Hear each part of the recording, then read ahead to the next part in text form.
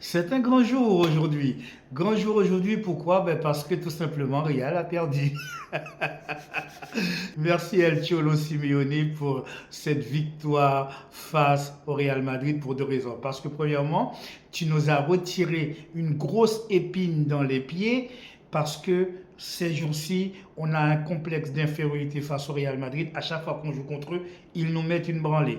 Donc, cette fois-ci, tu as fait le travail pour nous. Merci Cholo Simeone et merci à toi pour cette victoire monumentale face au Real Madrid.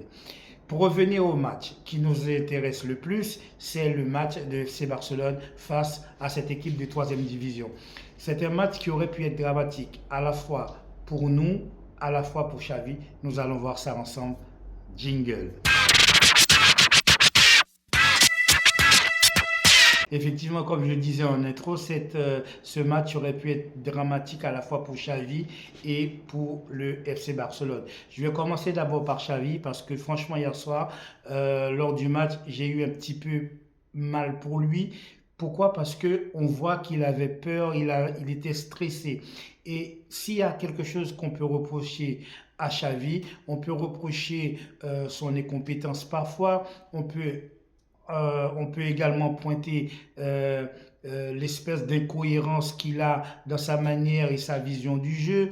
On peut le reprocher de ne pas être assez dur avec certains joueurs quand ils ne sont pas bons. Mais la seule chose qu'on ne puisse pas reprocher à Xavi, c'est son amour pour le maillot, c'est son amour pour le club. On sait qu'il aime énormément ce club. Il a fait beaucoup d'efforts pour pouvoir être là. Il a consenti à des efforts financiers, etc. Et hier soir, on a très bien vu que si Barcelone avait perdu ce match, ça aurait été à la fois dramatique pour lui et à la fois dramatique pour le club. Donc, félicitations quand même un peu à Xavi parce que là, sinon, les carottes auraient été cuites, même archi cuites pour lui. Nous avons fait un match plutôt moi je dirais mi-figue, mi-raisin. Même si nous avions gagné sur un score assez large 3-1, le match aurait pu facilement basculer. Pourquoi? Dans les 5 premières minutes du match, on a failli encaisser un but sur une espèce de face-à-face entre notre gardien et un joueur de Salamanca. Et heureusement que celui-ci a tiré à l'extérieur du but, sinon en 5 minutes, on aurait été mené 1-0. Et quelques temps plus loin, on va être justement mené 1-0 sur une frappe magistrale d'une reprise de volée d'un joueur de Salamanca qui a complètement explosé notre filet sur ce centre magnifique qui va amener le premier but. Comparativement au match précédent, j'ai trouvé quand même Jules Koundé exceptionnel dans ce match. Bon, ce n'était pas un match où il y avait vraiment des personnes, des joueurs très très importants, très compétents en face, mais quand même il faut reconnaître, Jules Koundé cette fois-ci a pris les choses en main et ce qui va lui permettre de marquer son but.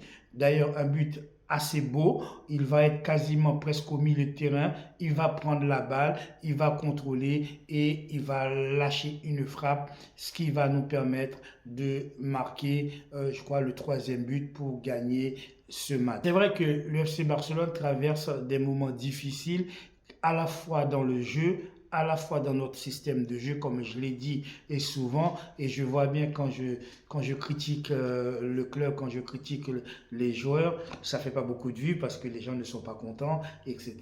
Mais bon, quand on débriefe des matchs, il faut aussi essayer de dire la vérité, de dire les choses quand ça va et de dire aussi les choses quand ça ne va pas. Et en ce moment, il faut reconnaître que notre football, ça ne va pas. Mais en tout cas, pour le match d'hier, on a fait l'essentiel. On a gagné sur un score de 3-1 et c'est quand même assez bon pour nous parce que ça nous permet en tout cas d'espérer et de continuer de progresser dans la Coupe du Roi, notamment grâce à la défaite de Real Madrid face à l'Atlético Madrid. Ça nous ouvre un petit peu le chemin pour avancer vers les quarts de finale, etc. Je dois également souligner le match de Ferran Torres qui a fait pour moi un match assez bon. Il a fait les appels qu'il fallait et ça va amener également le premier but de FC Barcelone, le but de l'égalisation sur une passe de Joao Félix qui va donner cette balle de but à Ferran Torres qui cette fois-ci va gagner face au gardien de Salamanca, Unionitas. Ça me fait un petit peu de la peine également pour Joao Félix. Je ne l'ai pas trouvé si mauvais que ça pendant le match. Et le fait qu'il soit sorti aussitôt, je n'ai pas compris le message que Xavi a voulu faire passer. J'ai l'impression que on ne va pas garder Joao Félix. J'ai l'impression que la manière que Xavi gère Joao Félix est un message clair pour lui dire écoute, le club ne compte pas te garder parce que sinon je ne comprends pas. Il est rarement titulaire et quand il est titulaire, il ne finit jamais un match. La rentrée de Lewandowski n'a pas apporté grand-chose au match parce qu'il n'a pas touché énormément de ballons et lorsqu'il a eu les ballons, ils ont été mal négociés. On voit quand même que malgré le but qu'il a marqué la dernière fois, que Robert Lewandowski n'est pas dans une forme exceptionnelle. Je ne sais pas ce qui se passe, s'il est blessé ou s'il ne se sent pas bien, mais c'est vrai que l'apport de Robert Lewandowski dans l'attaque du FC Barcelone est dramatique. Il marque vraiment pas beaucoup. Et là, notamment, c'est un match où il aurait pu marquer parce que nous jouons contre une équipe de 3e division. Il y avait quand même de la place et de l'espace pour Lewandowski de mettre un but, mais ça n'a pas été le cas. Victor Roque, j'ai l'impression il était attendu comme presque le Messi, comme presque le tigre qui allait nous sortir dans des problèmes, dans des matchs compliqués, etc. Et pour l'instant, à chaque fois que Victor Roque rentre, je pense que il n'a pas été à la hauteur. Alors je ne sais pas si il est blessé parce que juste avant d'arriver au club, il avait subi une blessure terrible au Brésil. Ça a même failli compliquer son arrivée au sein du FC Barcelone. Je ne sais pas s'il y a un roulant encore de blessure qui reste. Je ne sais pas si c'est parce qu'il n'est pas en confiance, mais force est de constater à chaque fois qu'il rentre, ce n'est pas concluant. Mais il faut reconnaître aussi, faire rentrer le joueur 8 minutes, 9 minutes, 10 minutes en fin de match, quel que soit le match, petite équipe, grande équipe, je trouve que c'est pas lui donner confiance et ce n'est pas le mettre dans de bonnes conditions. Pour l'instant, vraiment, il n'a pas joué beaucoup. Il a joué 9 minutes hier. La dernière fois, il est rentré, il avait joué 10 minutes. Et dans le match précédent, il en avait joué 25 ou 26 minutes. J'estime qu'on ne lui donne pas assez de temps de jeu pour pouvoir s'exprimer, avoir du temps devant lui pour se mettre en valeur, première chose. Et deuxième chose, j'estime également qu'il ne joue pas assez souvent. C'est quand même assez bizarre parce que les joueurs qui ont été très critiqués lors du dernier match face au Real Madrid, cette fois-ci, se sont sortis les doigts de leur slip parce que à la fois Jules Koundé a fait un match plutôt très bon, il va marquer un but et Baldé également va marquer son but, un but assez bizarre, mais un très beau but quand même parce qu'il a tiré angle fermé, mais bon, le gardien, mais c'était une frappe monumentale sous la barre, ce qui a permis à Baldé aussi de marquer son but.